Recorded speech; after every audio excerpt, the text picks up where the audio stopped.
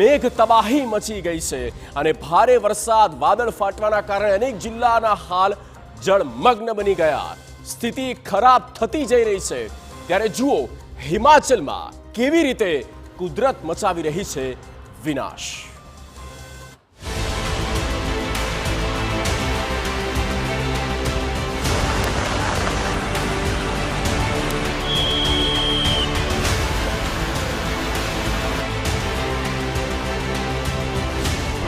હિમાચલમાં આકાશી આફત.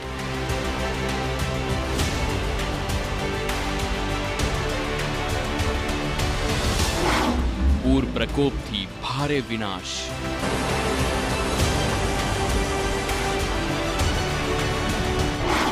વાદળનો પ્રહાર, ચોતરફ હાહાકાર.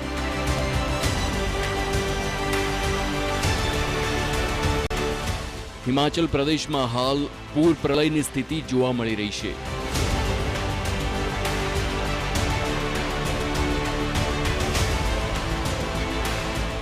કુદરતનો ક્રોધ શું હોય છે તે હિમાચલ પ્રદેશથી જે વિડીયો સામે આવી રહ્યા છે તેનાથી સ્પષ્ટ થઈ રહ્યું છે.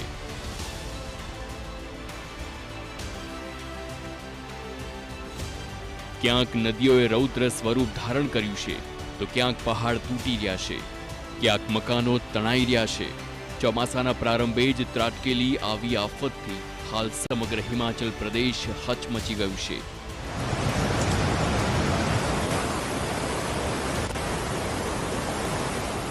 જુઓ નદીઓ કેવી રીતે કહેર મચાવી રહી છે.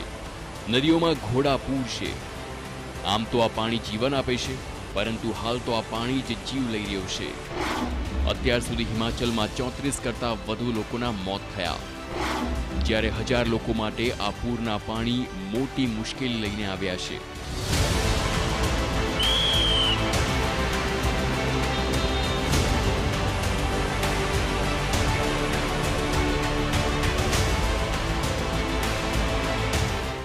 પૂર અને વરસાદ વચ્ચે હિમાચલ પ્રદેશમાં ભારે વિનાશ સર્જાયો. હિમાચલના મંડીના ધર્મપુરમાં વાદળ ફાટવાથી મોટી તબાહી સર્જાઈ. ખીણમાં વાદળ ફાટવાથી 7 થી 8 મકાન પાણીમાં વહી ગયા છે. અનેક વિસ્તારોમાં ગાડીઓ વહેતી હોય તેવી પણ તસવીરો સામે આવી છે. કુલુની બંજાર ખીણમાં તીર્થન નદીનું રૌદ્ર સ્વરૂપ જોવા મળી રહ્યું છે, જ્યાં વરસાદ અને પૂરના કારણે અનેક રસ્તાઓ તૂટી ગયા છે. કરસોગના મેઘલીમાં નાળામાં પાણી ગામથી થઈને વહેવા લાગ્યા, જેનાથી લગભગ 8 ઘર અને 2 ડઝનથી વધુ ગાડીઓ તેની લપેટમાં આવી ગઈ. પહાડોમાં નાળાઓ એટલા ભયાનક સ્વરૂપે વહી રહ્યા છે કે પાણી ગામડાઓમાં ભરાઈ ગયા છે, જેના કારણે લોકો અડધી રાત્રે ઘરોમાંથી નીકળી રસ્તા પર પહોંચી ગયા છે. હાલ પહાડો પર સ્થિત પોલીસ કેમ્પમાં લોકોને રહેવા માટે વ્યવસ્થા કરવામાં આવી રહી છે. ધર્મપુરમાં નદીનું પાણી લગભગ 20 ફૂટ ઉપર વહેવા લાગ્યું છે, જેના કારણે બજાર અને પોલીસ સ્ટેશન જળમગ્ન થઈ ગયા.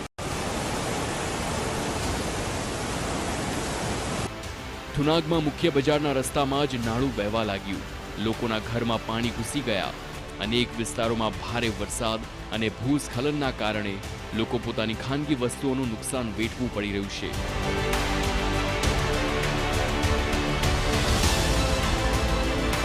ભારે વરસાદના કારણે રાજ્યમાં અનેક ઇમારતો તૂટી ગઈ. ભૂસ્ખલનના કારણે રસ્તા પર અવરોધ ઊભા થયા. ભારે વરસાદના કારણે વાદળ ફાટવા, પૂર અને ભૂસ્ખલનના કારણે મંડીમાં 129 અને સિરમૌર જિલ્લામાં 92 સહિત રાજ્યમાં 259 રસ્તાઓ બંધ થઈ ગયા અને 614 ટ્રાન્સફોર્મર તેમજ 130 પાણી પુરવઠાની યોજનાઓ ખોરવાઈ. 20 જૂને વરસાદના આગમન બાદથી અત્યાર સુધી રાજ્યમાં વરસાદ સાથે જોડાયેલી ઘટનાઓમાં 34 લોકોના મોત થઈ ચૂક્યા છે. જોકે પાણીમાં વહી જવાના કારણે અનેક લોકો ગુમ હોવાની પણ માહિતી સામે આવી છે. તંત્ર દ્વારા હાલ તે લોકોની શોધખોળ કરવામાં આવી રહી છે.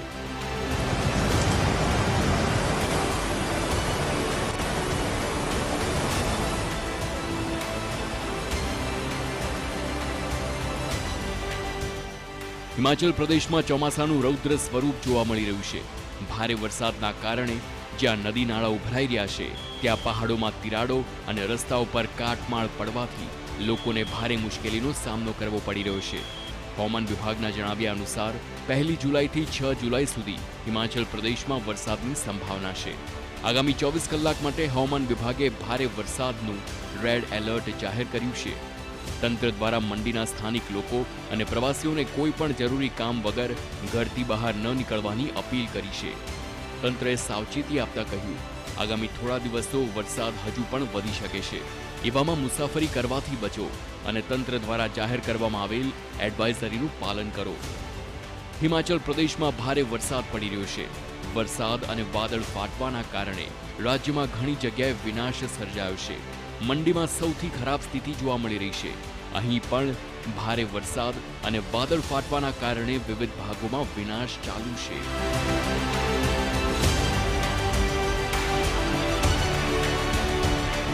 પંડો ડેમમાંથી 1,50,000 ક્યુસેક પાણી છોડવામાં આવ્યું છે, જેના કારણે ગઈકાલે રાત્રે પંડો બજારમાં ભાગદોડ જેવી સ્થિતિ સર્જાઈ. પરિસ્થિતિ એવી હતી કે લોકોને 2023 યાદ આવી ગયું. જિલ્લાની શાળાઓ અને કોલેજો પણ બંધ છે.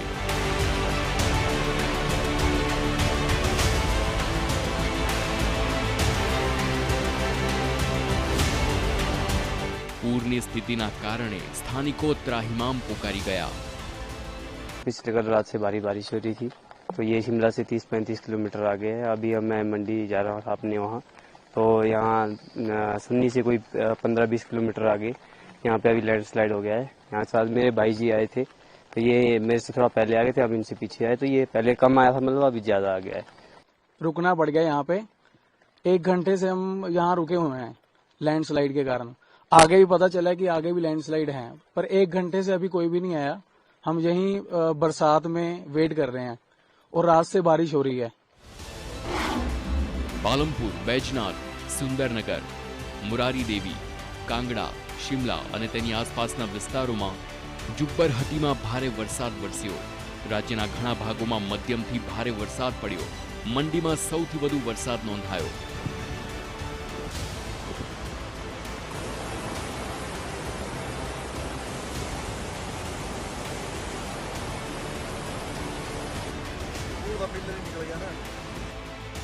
જુઓ, ભારે વરસાદ વચ્ચે કેવી રીતે પૂરના પાણીમાં ફસાયેલા લોકોને બચાવવામાં આવી રહ્યા છે. દોરડાની મદદથી હાલ પોલીસના જવાનો પૂરના પાણીમાં ફસાયેલા લોકોને બહાર કાઢી રહ્યા છે.